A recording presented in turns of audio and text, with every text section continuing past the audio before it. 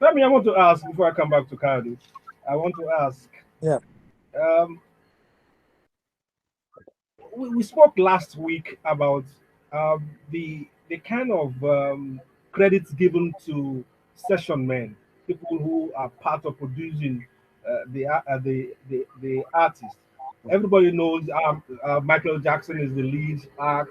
Nobody knows about the drummer, the percussionist, the all the other pieces. Nobody hears about them or um, knows them. Do you get credit? For instance, you are a session person, you are an engineering person, you are a sound production person. In places where you work abroad and you have worked in Nigeria, what's the difference? Are you being well compensated even when you are not well advertised like the lead actor, lead singer or performer? Are you talking to me, right? Yes, I'm talking to Femi Ojetunde. Okay, so I've not for over close to 3 decades. I've not worked as a session man. I've always Mm, been a producer, and okay. but in America, it's different. People get celebrated, even the people that are musicians. Mm, So let's say I'm going to take one song for an example. So if I'm in the studio with let's say Mr. Tokumbo Jekuni and we're building a song, right? And they contribute a mm, little bit to the song. They all become part of the song. They become songwriters on the song. So the credits will read Femi Ojetunde Tokumbo Jekunle Manieke. So that's the standard. That's the foundation over here. They don't. It's not just about the artist. mhm, It's not just about. It's only Nigeria that somebody thinks, oh, a song. I wrote the song. No, a song consists of two parts: the music and the lyrics. So you could be a songwriter and don't write lyrics. When I was in mm, Nigeria, that the ignorant thing that a lot of musicians did was because you brought the song. It doesn't mean the song belongs to you. The people that put mm, music, every little part, mm, like when you go if you Google a song called "Drunk in Love," Beyonce, is one song on Wikipedia. It has nine writers, nine, and it has nine producers. That song. So that means wow. coming to the oh yeah, go. It's if you can Google it right now. That means if you come into the studio and you're like, oh, that part, I feel like you should add that part to it. You become a part of the song. Mm, So it's only in mm, Nigeria, the ignorance, and I've been preaching that for decades. It has to stop. Just because you brought a song doesn't mean you are the sole songwriter. So they okay. celebrate musicians here. They celebrate people that contribute to songs here, not in Mm, Africa. I don't know. That's the difference. That's what I've. Then I just want to touch on what you asked Mr. Kayode earlier, right? I think the okay. problem with artists and record companies is simple. Uh, Call it desperation, because when the record companies bring you contracts, I'm not going to mention names, but there are some big names in Nigeria that I try to get deals with, and I found out Mm, that the kind of contract they signed is crappy. They don't read the fine lines in their contracts because they're so desperate to sign. Oh, I'm with Sony. Oh, I'm with Universal. But mm, and that's why there are lawyers. You go to a lawyer will point out little lines that you don't see. So when people come back years later, oh, I'm not making any money. No, sometimes it's what you sign. It's the kind of mm, deal you sign. So I just want to touch on that. So it's not always the record companies for it's the artists too. They're too desperate, looking for money, hungry, just want to be signed to somebody. So that's my take on Can I that. just okay. add, Mm, a little bit to what Femi Yeah, just said?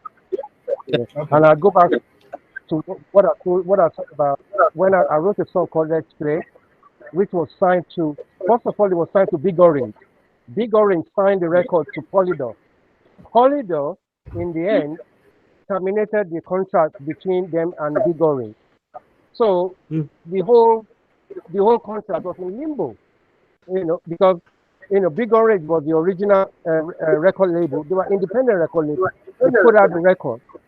Yeah, Big Orange was the original record label that put out the record, and Polydor then pick up the song, and then it become a big hit. It was even a hit in Nigeria, but Mm. unfortunately, something went wrong, down the line, and Yeah. so we don't really know who to go to collect royalty from. So you get a Mm. lawyer involved, and then Mm. you're just going to be going around the circle because some of these independent record labels, they don't last long. So they either sell it on to another company, so then it becomes an issue, it becomes a problem, because then you don't really know the status of that original contract, whether it's been terminated, whether it's still going, and then if a new record label pick up the old catalog, Mm. then you just don't know, and then they sell it on to somebody else. Then you write a letter to Well, someone, and then you're never going to receive because you just don't know, you know, how, and then it depends how long, the whole contract, if it's something like maybe about 20 years ago, then it's very, very difficult, to get anything from anywhere. mm. Thanks, Kayode. We will still um, seek your opinion, and we are calling on you. Keep on trying. Lines are a little difficult, but you can still try. 0913-697-3485. I'm with Tokumbo Ojetunde, Kayode Samuel, Femi Ojetunde, our fresh recipient and old recipient. 1 week is already old, Abby. Okay. Oh my. You can still join us 0913-697-3485. Yeah, we still have some time. One of our recipients is trying to join us from UK. He's going through YouTube and another channel. So you have to come through here so that you can receive your voice. I hope he is able to join us before we pack up. Now, I have a question for both of you, if possible. Um, we hear last week we spoke about getting royalties from digital sources. And many of our younger artists are very popular today, very powerful. Their songs are seen in hundreds of millions, if not billions, which presupposes that they're making money from the streaming system and all that. And Okoroji mentioned the fact that it's because it's digitalized, uh, collecting is more structured, especially from international sources. Right now, we're here. We are still here. Nigeria is our country, and we are proudly so. And we have advanced a lot in our music industry. There are people who are very popular, who appear very popular, and they don't look. The popularity does not transform to their pocket. They don't look. They don't look wealth popular. If you understand what I mean, they don't represent what we see. It's like in the olden days when superstars on television will be in the same Danfo bus or motorway with you, and you'll be wondering what's going on. You know, they appear to be all over. Their songs are like Yeah. national anthems, but they don't have that fund. They don't have. They have to depend on collective society that pays once a year or twice a year, and apart from the bootleggers and pirates and all that, what is the problem? What is the problem in managing fame and finance? Why do I mean neither of you own a neighbor, so I will have challenged you. Why is it possible that music executives look okay, look rich actually, but the baboon that is doing all the work, they look wretched. How do you want to go first? Oh, well, I mean, look, the issue here is that, artists get carried away. When you are promoting an artist and then they are being ferried to one hotel, they are being put in the limousine and they're going up and down, doing photo shoot here, doing video there. the record label will collect every single penny from all those expenses. So, when you think, oh, you've arrived, oh, you should be making a lot of money, then the record company comes along and say, oh, well, we put you in a hotel in Lekki with 15 members of your entourage. You ran out a bill of about 2 million naira on drinks and this and that, and then we sent you a limousine to pick 3 limousines to pick you from here to there. All that money is gonna be taken back. I'm sure everybody remember Tony Braxton. Tony Braxton, she had a big issue with, and Bobby Brown, I believe, as well. Because the money that the record label will spend to promote the artist, they will collect all that money back. So, some artists need to be really aware of that, so that when they say, oh, they're shuffling from here to there to there to there, I think you need to get somebody to really monitor it very well. Yeah, and yeah, to piggyback on what Kayode just said, it goes back to what I said earlier, right? Quincy Jones used to say something that you never get what you deserve. You don't get what you deserve. You get what you negotiate. So these things are out there. If you study, you learn. That's why they call it music business.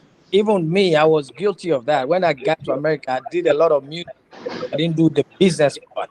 The business part is for you to register your songs with your society, like BMI. I don't know what you guys call it in Nigeria.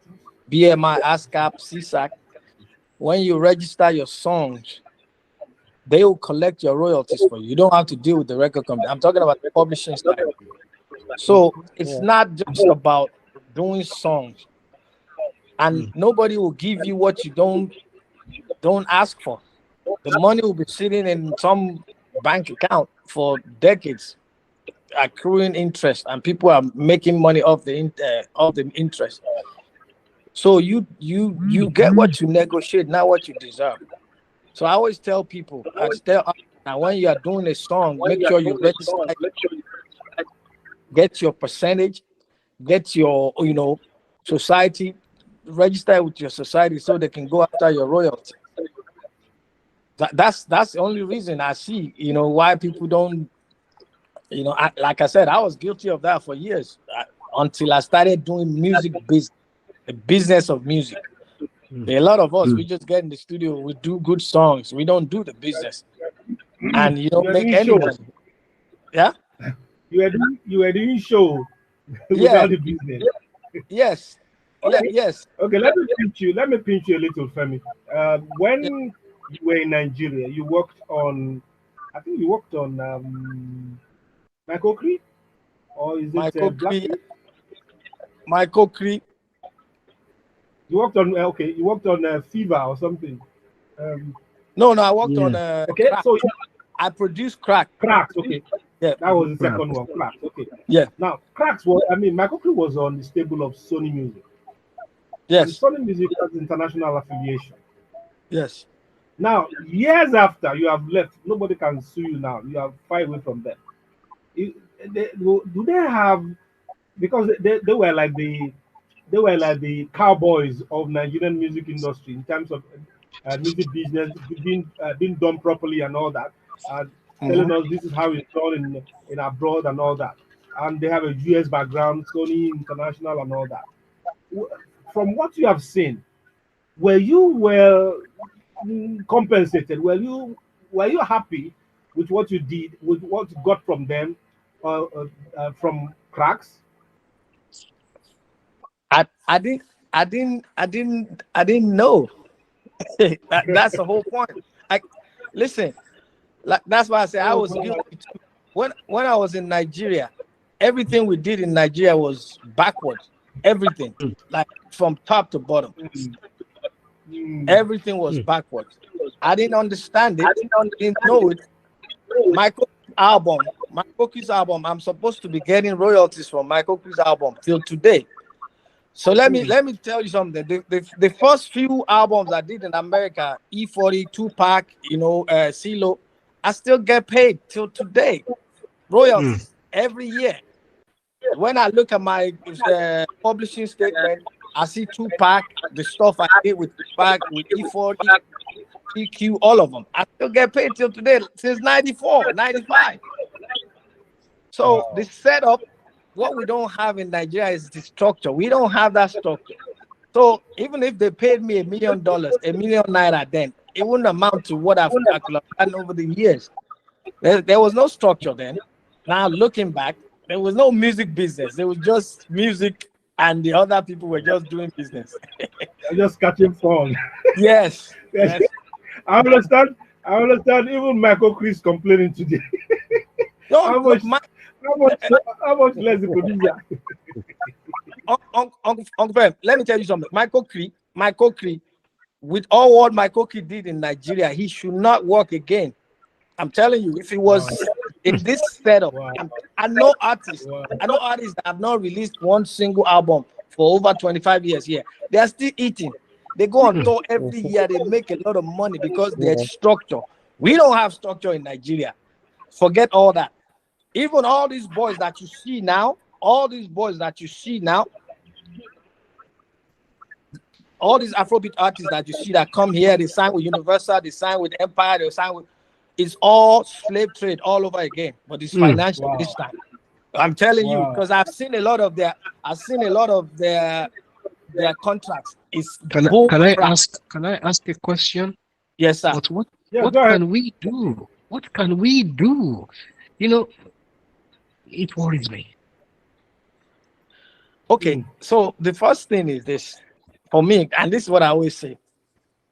In America, the reason why this works in America is because the government is in support of entertainment.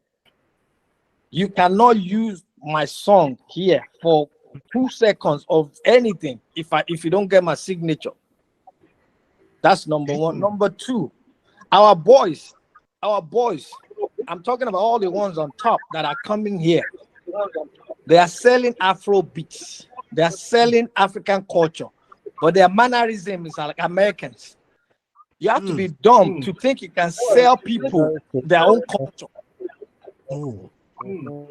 That's why it's not sustainable. I tell a lot of my friends that are executive in Nigeria, it's not sustainable. You can be on top today, it's gonna go down because you cannot sell. It's like Drake coming to Nigeria to come and sell our culture to us. Are you mad? So the problem is we need to first. It's a mind shift. We have to get a mind shift for everybody. You are coming to America. You are selling Afrobeat, but you act like American rappers. You sagging your pants. You already failed. It's blinking. Not going. You're blinking. Huh? Yes, you. Oh wow! Right. So that's where we start from. We're mentioning this thing for over 20 years, and it's still the same issue. This thing is not sustainable. I'm telling you, it's not sustainable. It's gonna go. It's like it's gonna go after a while. We're not gonna be relevant anymore. I'm just telling you. I said this before. The people that came here before and they acted like, oh, we've conquered the world. They're no longer, because you cannot sell another man's culture to the person. They are looking for new stuff. So that's why people like. Let me say something. People like Sonny Ade. That's my papa. When Sonny comes to America, when you go to his show, you probably see like 10% blacks. They're all white because what he's selling, they don't have it. Our own come here, we are singing Afrobeat, you're acting like rappers. After a while, it's gonna die. It's that simple. So that's where we agree. I wanted to remind Tokunbo Ojetunde. You remember when I first came to Nigeria in early 2000 or something like that? Yeah. And all the guys, when I ask them what kind of music they do, they tell me it's pop.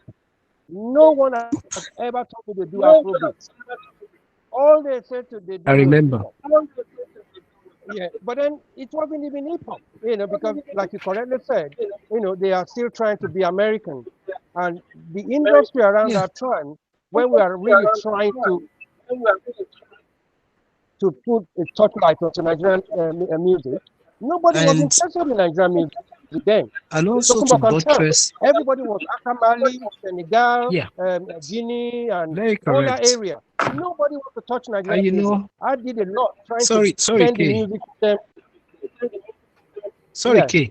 The other thing is the yeah, fact that sure. radio stations also have a role to play. Look, Absolutely, I absolutely. can tell you, the wars were fought before you could establish a link between the people and our local music. It took us a great problem. And that is still very evident in some of the radio stations today. Up until now, they tend to push the foreign things too much. But of course, there's a new crop coming up now, being what Africans, what Nigerians want. And they must be supported. They must be supported in every way. Radio stations should organize concerts. We used to have them before, but we were more foreign. You find the Lakesides and Shalamas come to Nigeria in those days. You remember. But here we still have our products. We still have the products in Africa. That's how we Uncle, can determine what we want and make the money we want to make. Just as Uncle, Femi said, we cannot continue to bring what they already have here in yes, America Exactly. to them. yes, You can't do it better than they do. yeah. So I think we need to start to sell, and that's what I tell. We need to start to sell Nigeria. Let's start to sell Yeah, Nigeria, the yeah, culture. So when we yeah. The start selling culture. Nigeria, government Absolutely. support our culture. It's like even the government in America, the people in the White House, I mean the people in power, they drive American cars. They don't drive foreign cars. No, the president drives a Cadillac. Cadillac is an American car. We need to start. It's a mindset. It comes from the top. Let's readjust our mindset because there's so Yes, much so pride. There's so much Yeah. depth in our culture. You yes, don't cutting come to back. think here looking. You are looking like a Jay-Z, or you're looking like and you're selling Afrobeat. Are you okay? Are you number? That's the problem. Yeah. If you see Baba Mal or Yusondo, they all wear agbada. I mean, Oh, in hold on, every Yes, Kayode. Please, yes, I'm sorry. I didn't mean to cut you off. What you just said. There's a group called Lady Smith Black Mambazo from South Africa. yes, Oh, yeah, yes, yeah, yes. from South Let me Africa. say, Yeah, first of all, they have 5 Grammys. They have 5 Grammy awards. yeah. But if you look at the itinerary in a year, The attire, the everything, the performance, yeah. they come to America to play the best venues all year round. They are booked till end of 2004. I mean, yeah. 2024. You know what? And when they come, they don't even sing in English. They sing in that. They don't change their culture for nobody. That's Nobody, Angelique yeah, Kidjo. you're That's right. why Angelique Kidjo is up there. There's won several, yes. Because she's selling Africa. The people that are selling Africa, the ones that are trying to be Americans, they will come, they will go. I'll be here when they come, and I'll be here when they go. I've seen it. So they will change. By the grace of God, they will change. The grace of God. This is 1983. This is what Femi is talking about. Sonia Day. Synchro system. Gentlemen, thank you so much. We can't have it anymore. We love you so much. It was so interesting today. Sadly, we have to come to an end. We need to leave this Thank you place very in the much. next seconds. Thank You so thank much, you. Mr. T. Have to say your back. Mr. Carol Kayode, Samuel, Uncle, thank you so much. thank you. Femi Ojetunde, thank you so much. For Thank Thank you. you very the much. award, for sharing Thank your you, thoughts with us. Samuel. Femi, thank you so Thank much. you. I will be in touch. Money. Okay. Yeah. Next week we conclude the Wale Olomu Memorial Awards and Roundtable charts right here on the Vintage Talk Show. Many thanks to the management and staff of Top Radio FM. Thanks to our producer, Philmon. Thank you to our guests and our awardees. Jerome Lajigbe, Manny aka Femi Ojetunde, Queen Salawa Beni, DJ Vinny, and the couple that means we'll try them again next week. Thank you, Steve. Thank you, Alex Ogundadibe, AC. Thank you. Thank you so much. Thank Thank you. you, steering committee, the ever indefatigable Ayodele Lawal, our media advisor. Thank you for coming. Is with me in the studio, hiding behind the microphone. Thank you, Shagun, for missing. Thank you, Sound Wizard, Julius Olagoroye. Thank you so much for Veronica. being who you are. And I can always thank my big brother, Tokumbo Jekunle.